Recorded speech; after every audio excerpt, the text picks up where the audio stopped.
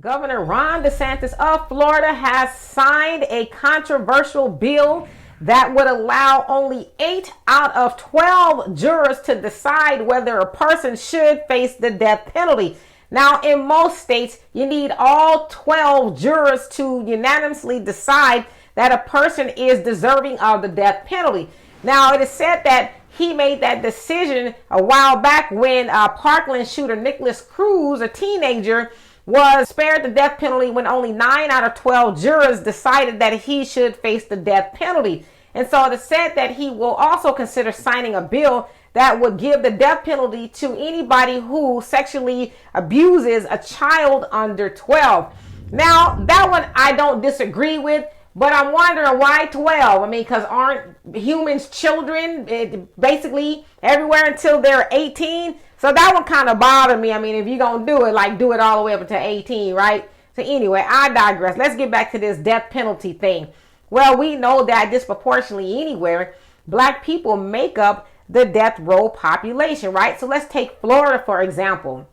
Florida has about 323 inmates on death row. Say about 50% of that is white, 40% is black. However, black people make up about only 14% of the population. And so there is your disproportionate, right? So basically that means a lot of black people are on death row opposed to white people, right? So anyway, I find that problematic in that it only needs to be 8 out of 12 because we know in a lot of cases, black and brown people that sit on the juries, they're like, well, I hear what you're saying, white prosecutor, but something in the milk ain't clean. And so I'm not really ready to convict somebody on the evidence you gave. And so they end up hanging the jury, for a lack of better words. And so in the case that Ron DeSantis has just signed, well, it could be, let's say 8 white people are like, yeah, they did it, right? But then 4 black people saying, no, I'm not really ready to convict. Well, those white people will have their way. And we've seen that a lot in jury cases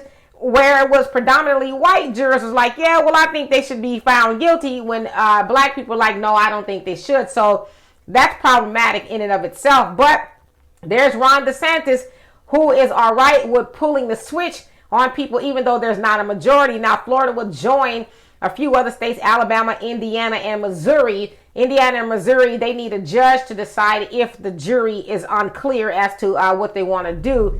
But I don't think anybody should have that much power to where they could usurp the Constitution, if you will.